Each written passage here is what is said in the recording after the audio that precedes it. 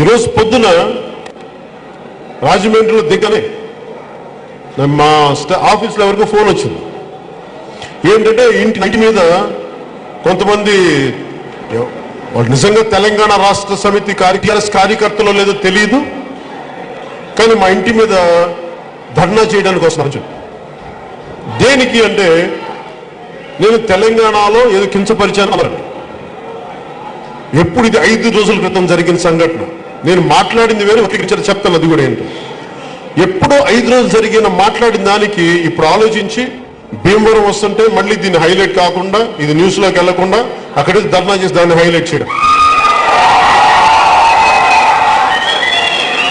నేను అన్నది ఏంటంటే తెలంగాణ సాయుధ పోరాటంలో పుచ్చలపల్లి సుధీర్ గారు రాసిన పుస్తకం అనుకుంటాను, దాంట్లో మద్యం అనేది గిరిజనుల్లో లేదంటే కొన్ని తెగల్లో కొన్ని రాష్ట్రాల్లో సంస్కృతి అది.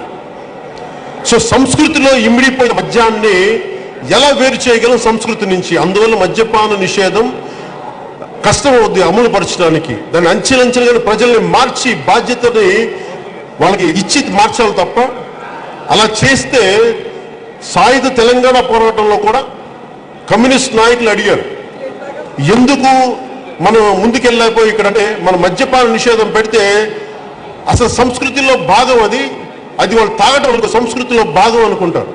మన గిరిజనులు ఇప్ప పువ్వు నుంచి సారాధిస్తారు, అది సంస్కృతిలో భాగం. ఇది మీరు కాదు అంటే అది వాళ్ళు మనం కాదన్నా వాళ్ళు చేసేస్తారు.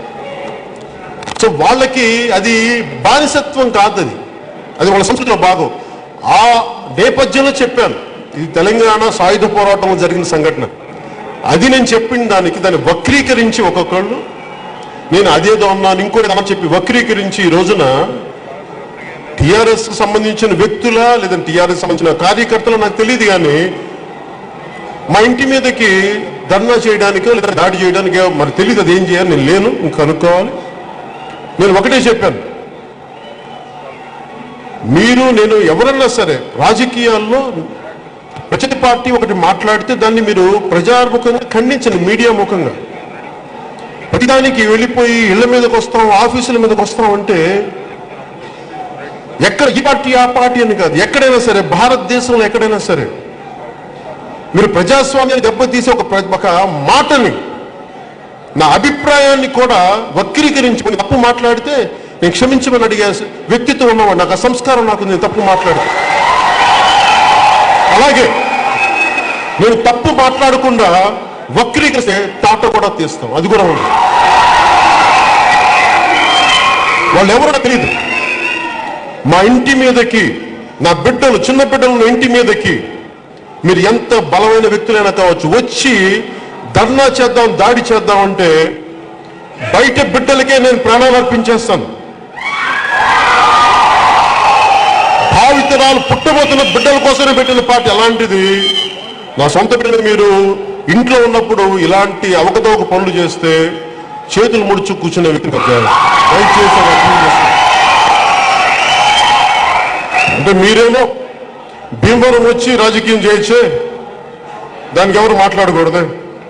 మరి అలాంటిది నేను ఒక అభిప్రాయాన్ని ఏమీ వక్రీకరించకుండా చాలా పద్ధతిగా చెప్తే దీనికి మీరు కూర్చోబెట్టి కార్యకర్తలు వాళ్ళు కార్యకర్తల్లో తెలియదు, వాళ్ళు ఎవరో తెలియదు, కానీ రేపు పొద్దున వాళ్ళు డిసైన్ చేసుకోవచ్చు. ఇది నాకు పోలీస్ శాఖ నుంచి ఫోన్ వచ్చింది. అందుకని తెలంగాణ గవర్నర్ నరసింహన్ గారి దృష్టికి తీసుకెళ్తున్నాం, తెలంగాణ ముఖ్యమంత్రి చంద్రశేఖర్ గారి దృష్టికి తీసుకెళ్తున్నాం.